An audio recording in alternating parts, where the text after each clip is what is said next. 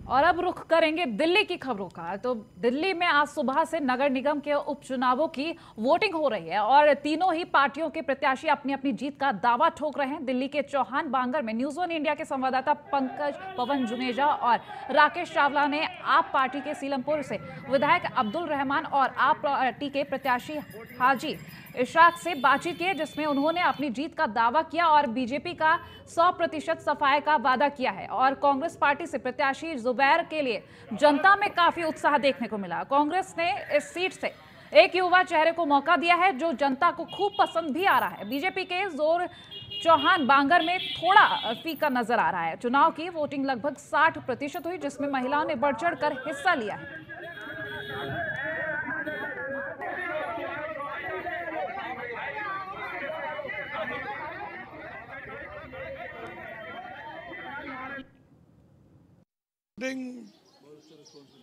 बहुत अच्छा रिस्पॉन्स मिल रहा है और लोग बाग काम को वोट दे रहे हैं, झाड़ू को वोट दे रहे हैं, आम आदमी की पार्टी के कामों को पसंद कर रहे हैं। सर, निगम दिल्ली सरकार में तो आम आदमी पार्टी है, निगम में क्या लग रहा है कि इस बार आम आदमी पार्टी बदलाव लाएगी? 22 में इंशाल्लाह आम पार्टी की सरकार बनेगी निगम में। उपचुनाव जो है ये काम के लिए चुनाव है और काम के ऊपर चुनाव हो रहा है। मैं समझता हूँ कि 70 से 80% एक तरफा चुनाव है, आम आदमी पार्टी का हक में है और जनता समझती है कि ये भाजपा को हराने का चुनाव। कांग्रेस तो कहीं आई नहीं, भाजपा तीनों एमसीडी में सत्ता में है और भाजपा के करप्शन ने दिल्ली का बेड़ा गर्क करके रख दिया और ये सेमीफाइनल हो रहा है। इस सेमीफाइनल में जनता चाहती है कि आम आदमी पार्टी को वोट देकर उसे 5 सीटें जिताए और आने वाला 2022 का चुनाव 272 सीटें दिल्ली की जिता करके और आम आदमी पार्टी को बिठाए। जिस तरह अरविंद केजरीवाल जी ने दिल्ली की सत्ता में आकर दिल्ली के करप्शन को पूरी तरह खत्म किया, उसी तरह से एमसीडी के करप्शन को पूरी तरह से खत्म किया। सर, बात की जाए नगर निगम चुनाव के लिए आने वाले, उसमें क्या आपको लगता है कि आम आदमी पार्टी इसको पूरी अपनी बना के बैठेगी? निगम में आम आदमी पार्टी बना पाएगी 2022 में? नगर निगम के अंदर अपनी जो आम आदमी पार्टी अपनी जगह बना पाएगी पूरी सीटों को 2022 में? जी 100% तीनों निगमों में है, पूर्वी दिल्ली नहीं, पूर्वी दिल्ली और नॉर्थ दिल्ली और साउथ दिल्ली तीनों निगमों में आम आदमी। और वहीं बीजेपी निगम के उपचुनावों में जरा सी भी लापरवाही बरतने के मूड में नहीं लग रही, इसलिए बीजेपी के प्रदेश अध्यक्ष हर सीट पर नजर रखें। लेकिन वार्ड नंबर 62 शालीमार बाग की सीट सबसे ज्यादा हॉट सीट हो रही है। यही वजह है कि मतदान वाले दिन भी प्रदेश अध्यक्ष आदेश गुप्ता ने शालीमार बाग आकर सभी मतदान केंद्रों का निरीक्षण किया और वहां मौजूद कार्यकर्ताओं का हौसला बढ़ाया। मतदान वाले दिन अपने प्रदेश अध्यक्ष को अपने बीच में बीजेपी के कार्यकर्ताओं का जोश हौसला दोगुना करते देखा गया। साथ ही न्यूज़ वन इंडिया से खास बातचीत भी की है।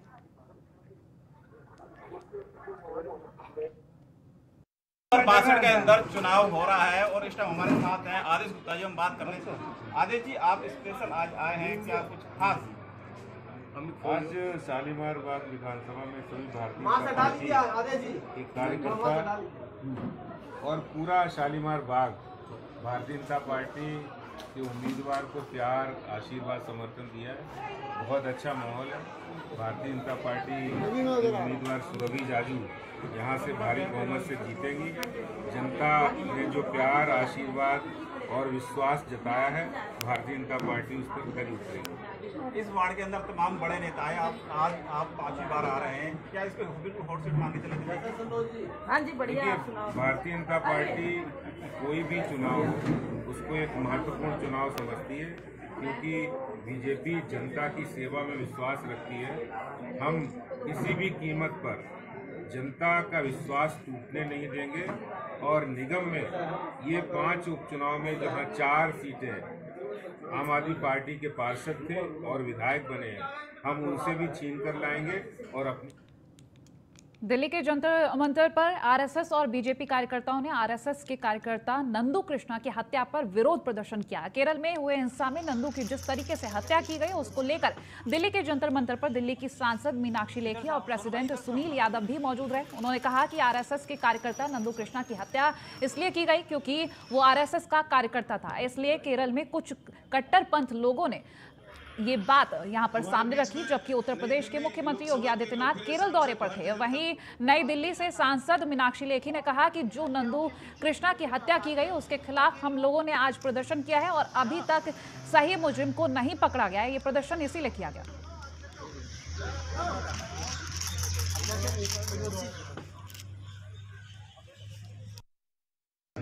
आज हमने दिल्ली में एक सांकेतिक प्रोटेस्ट किया है अगेंस्ट जो नंदू कृष्णा की हत्या की गई है एसडीपीआई और पीएफआई वालों ने, और जो लोगों को पुलिस ने कार्रवाई की है, असली लोगों के खिलाफ अभी तक पुलिस ने कार्रवाई नहीं की है। असली लोग हैं पी कोया, मोहम्मद अली जिन्ना और इनके जो पीएफआई के ऊपर बैठा हुआ टॉप ब्रास है अबू बकर इस्माइल, इन सब के खिलाफ कार्रवाई होनी चाहिए। और कहीं ना कहीं केरल की सरकार जो है वो अपीजमेंट पॉलिटिक्स कर रही है, सही लोगों के खिलाफ कार्रवाई नहीं कर जिहादी ताकतों का साथ दे रही है। कम्युनिस्ट और जो ये ताकतें हैं ये सब मिले हुए हैं और ऐसा लगातार उनके एक्शन से दिखाई देता है, और इसीलिए हम चाहते हैं कि इस मामले को एनआईए को ट्रांसफ़र किया जाए। एक्चुअली हमारे केरल के मुख्य शिक्षक थे, आरएसएस के कार्यकर्ता थे।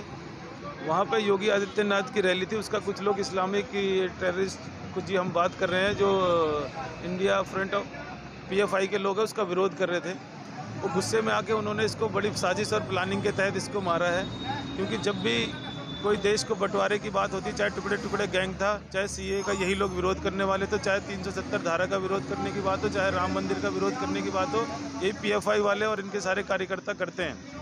इस प्रकार से देश को टुकड़े टुकड़े करना चाहते हैं। इनको नहीं लगता कि केरल में भी बीजेपी की सरकार बने, बंगाल में भी बीजेपी की सरकार बने। जो भी देश की हित की बात होती है हमेशा उसका विरोध करते हैं। लेकिन ये भूल जाते हैं कि भारतीय जनता पार्टी, चाहे आरएसएस हो, जितने बड़े बड़े संगठन हैं, जो देशभक्त लोग हैं, वो इनके मंसूबों को कामयाब पूरे देश में होने नहीं देंगे। अभी एक सिंबॉलिक मीडिया के थ्रू और सोशल मीडिया के थ्रू हम उसका विरोध करने के लिए यहाँ पे बैठे हैं, क्योंकि एक सिंबॉलिक है। जब तक उन्होंने 8 लोगों को अभी गिरफ्तार किया है, लेकिन उन पर अभी कोई चार्जशीट नहीं बनाई। हमारी डिमांड है कि पी कोया जो इनके चीफ हैं उनको अरेस्ट करना चाहिए, उनसे पूछताछ करनी चाहिए कि सच का सच और दूध का दूध जब तक नहीं आएगा हम लोग इसका हमेशा विरोध करते रहेंगे।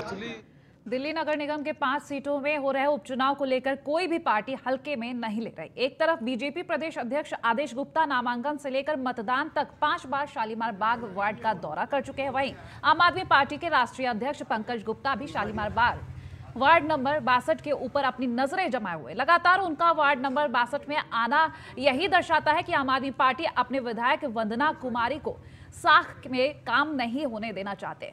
तो बता दें, वार्ड नंबर 62 शालीमार बाग में आम आदमी पार्टी के राष्ट्रीय अध्यक्ष पंकज गुप्ता ने न्यूज़ 1 इंडिया से खास बातचीत की है। कि 5 उपचुनाव सीटों के अंदर शालीमार बाग इस टाइम सबसे हॉट सीट मानी जा रही है, क्योंकि यहाँ पर अभी सुबह के टाइम आदेश गुप्ता आए थे और इस टाइम हमारे साथ है पंकज गुप्ता जी, राष्ट्रीय अध्यक्ष आम आदमी पार्टी के। हम इनसे जानते हैं, आज आप आए हैं और बिल्कुल हॉट सीट में मानी जा रही है, क्या कहते हैं इस बारे में? मैं सुबह से हर बूथ पर गया हूँ और जो लोगों का माहौल है उसको देखकर बड़ा पूर्ण विश्वास है कि इस बार शालीमार बाग में जो आज तक कभी नहीं हुआ, वार्ड की सीट पर भी आम आदमी पार्टी पूरी तरह से जीतेगी। लोग बढ़ चढ़ कर चुनाव में हिस्सा ले रहे हैं। उपचुनाव है इसलिए वोटिंग थोड़ी कम ज़रूर है, लेकिन उपचुनाव में हमेशा से ऐसा ही रहता है। लेकिन जो लोगों का माहौल है, जो जिस तरह से वो आकर हमसे बात कर रहे हैं, उससे पूरा माहौल आम आदमी पार्टी के लिए उपयुक्त लग रहा है। क्या कहते हैं आप, दिल्ली की 5 सीटें हैं, उसमें कितना मार्जिन रहेगा, कितनी सीटें रहेंगी? हमारी तरफ से तो 5 में से 5 ही है, 5 में से 5 ही रहेंगे। जो ये अभी हड़ताल हुई, जो 13,000 करोड़ और 26,000 करोड़ के जो मुद्दे रहे, उससे आम आदमी पार्टी को कुछ नुकसान या फायदा? इसमें नुकसान और फायदे का कोई सवाल नहीं है। सवाल है कि जनता के लिए जो काम ज़रूरी है, जनता के लिए जो करना ज़रूरी है, वो हो रहा है कि नहीं हो रहा है। और पिछले 15 साल से एमसीडी में जिस तरह का भ्रष्टाचार है, जिस तरह से लोगों को, कर्मचारियों को परेशानी हो रही है, एमसीडी चल नहीं पा रही है उनसे इतने दिनों से, एमसीडी में तनख्वाह देने के लिए पैसे नहीं हैं। इसको देखकर ऐसा ही लगता है कि इसका निज़ाद एक ही है कि एमसीडी में भी दिल्ली वाले पूरी तरह से भारतीय जनता पार्टी को भुलाकर अब आम आदमी पार्टी के साथ आएंगे और वही उसका एकमात्र समाधान है। एक दुर्गेश जी की तरफ से कूड़ा हुआ था कि दिल्ली के अंदर बीजेपी ने कूड़ा कर दिया, लेकिन उनका कहना यह है कि ये आम आदमी पार्टी की वजह से हुआ। देखिए, पूरी दिल्ली को मालूम है कि कूड़ा उठाना काम किसका है, और दिल्ली में अगर कूड़ा है और उठ नहीं रहा तो उसकी जिम्मेदारी किसके ऊपर है, ये भी बताने की जरूरत ही नहीं पड़नी चाहिए। ये हर दिल्ली निवासी जानता है। मुझसे क्यों आप यहाँ पे किसी से भी पूछिए, वो यही कहेंगे कि ये एमसीडी की कमजोरी है, एमसीडी की विफलता है, जो कि भाजपा की है। ये थे हमारे साथ पंकज गुप्ता जी, राष्ट्रीय अध्यक्ष भारत की। खबरों में आगे बढ़ेंगे तो दिल्ली नगर निगम के 5 सीटों में हो रहे उपचुनाव को लेकर सभी पार्टी अपना दमखम दिखाती नजर आ रही है। एक तरफ बीजेपी के प्रदेश अध्यक्ष आदेश गुप्ता अपना लगातार दौरा कर रहे हैं, तो वहीं दूसरी ओर आम आदमी पार्टी के सीएम अरविंद केजरीवाल और डिप्टी सीएम मनीष सिसोदिया लगातार अलग अलग वार्डों में नजर आ रहे हैं, जिसको देखते हुए आज दिल्ली के बीजेपी प्रदेश अध्यक्ष आदेश गुप्ता ने त्रिलोकपुरी का दौरा किया, साथ ही न्यूज़ 1 इंडिया से खास बातचीत की।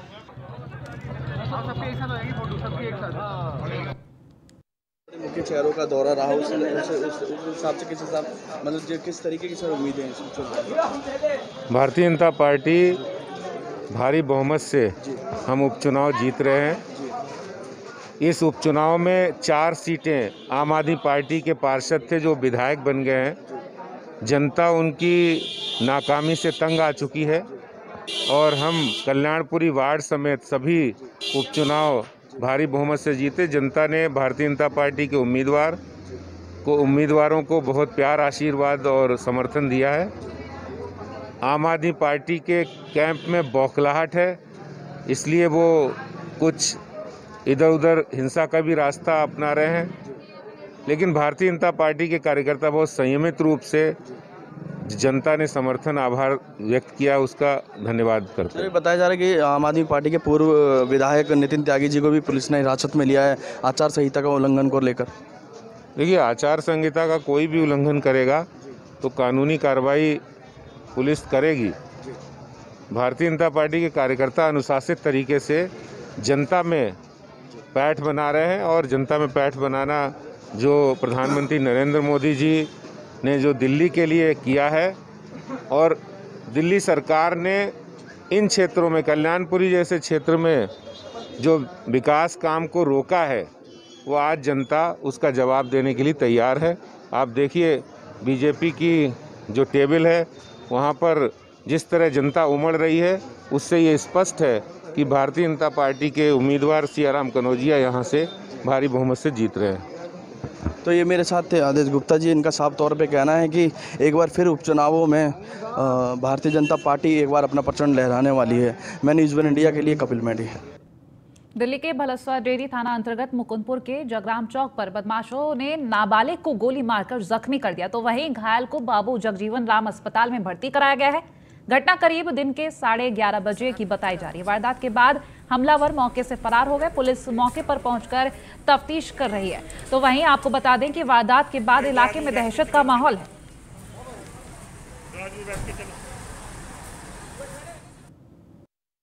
उनको नाम नहीं पता? हमारा पता नहीं है, हम जानकारी नहीं है। अच्छा, काहे तो उसको बुला के पूछो कि काहे मारा। अच्छा, आपके लड़के की उम्र कितनी है? 16 साल। 16 साल। हाँ। लड़का पढ़ता है? हाँ, पढ़ता है। कौन सी क्लास में, कहाँ पढ़ता है? आदर्श नगर में। आदर्श नगर में। अच्छा, ये किस बात के लिए गोली मारा है? अब हमारा पता नहीं। अच्छा, पता नहीं? हमारा पता नहीं है। जैसे आपको पता लगा बाबूजी क्यों ना? हाँ, यही पर आया है ना, लड़का के देखा है, अब कुछ अभी लड़के की हालत कैसा है? अभी हम अभी तो सोया चल रहा है। तो जगराम चौक से आगे गली है, वहाँ की घटना है ये, जनता विहार की।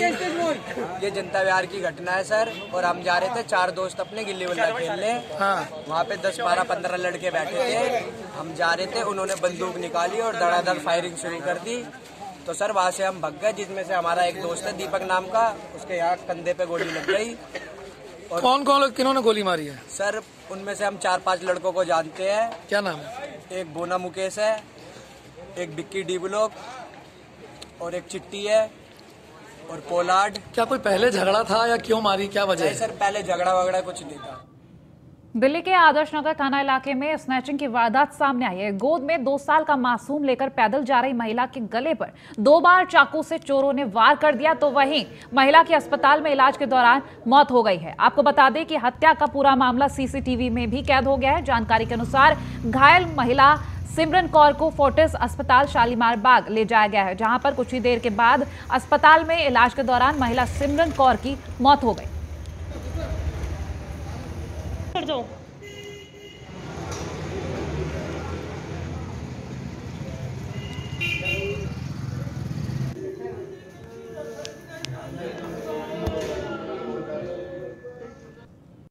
पेट्रोलिंग होती है जी। ऐसा नहीं है कि पेट्रोलिंग नहीं हो रही है जी। काफ़ी पेट्रोलिंग है, हमने इन दिनों काफ़ी पेट्रोलिंग बढ़ाई भी है। जगह जगह पे हमने पिकेट्स भी लगाए हैं। हम पूरी तरह से मेहनत कर रहे हैं ऐसे इंसिडेंट्स को रोकने पे और सख्त से सख्त कार्रवाई की जाएगी। मैम सीसीटीवी फुटेज में सामने आई, कुछ पहचान हो पाई कौन क्या था सीसीटीवी फुटेज में? देखिए, अभी इन्वेस्टिगेशन इन प्रोग्रेस है, अभी कुछ कह नहीं सकेंगे, लेकिन हाँ हमारी टीम्स लगी हुई हैं और हम लोग बहुत जल्दी। लड़के का चेहरा ना दिखाई दे रहा है सीसीटीवी में, मतलब ऐसा नहीं कि उसने मफल किया हो या कुछ, तो उससे पहचान अभी शेयर नहीं करना चाहेंगे इन्फॉर्मेशन। हमारी टीम्स इन्वेस्टिगेशन कर रही है और हम लोग बहुत क्लोज हैं, जल्दी। मैम स्नैचिंग ही वजह है या और भी पहलुओं से जांच की जा रही है? जैसा फुटेज में आया है और जैसा इंसिडेंट सामने आया है लोकल इंक्वायरी से भी, ये स्नैचिंग का ही अटेम्प्ट है और उसी में से ही कार्रवाई। मैम ये इसका जो चेन थी क्या वो ले जा पाया वो या नहीं ले पाया? अटेम्प्ट किया। उसने पता नहीं कह रहे कच्ची उसका काट ली वो करी, तो ऐसे उसने ऐसे खींची है ना, तो लड़की ऐसे मुड़ी है तो उसने चक्कू लगा रहा है। और उसके साथ एक बंदा और वहाँ खड़ा था जो उसकी फोटो में आई हुई है कैमरे में, लाल सी बाइक है और उस पर बिठा के उसको लेकर 2 बार चक्कू मारा। बच्चा भी साथ में था? बच्चा भी गोदी में था, बच्चा गिर गया ना, ऐसे उठाया उसने, ऐसे अपने लोगों को उसको हटाने के लिए। उन्हें है भी कहते इतना बड़ा भी नहीं था, इतना सा लड़का था। कितने लड़के थे? एक वहाँ पर एक ही था, जो कैमरे में आया वो दूसरा भी उसको बिठा के लेके गया। 2 लोग? हाँ। पुलिस ने भी कुछ कार्रवाई करी? पता नहीं भैया, वो जेंट्स को पता है सारी बातें। कितने बजे घटना है? ये 9:30 में 20 सेकंड में सारा कुछ एकदम तो ये इन्होंने केवल यहाँ पे गार्ड भी था, ये गार्ड को भी एकदम यहाँ पे सारा खून हुआ, ये यहाँ पे वो सारा उन्होंने रेता डाला हुआ, सारा खून वगैरह सब। और फिलहाल बुलेटिन में इतना ही। देखते रहे न्यूज़ 1 इंडिया। नमस्कार।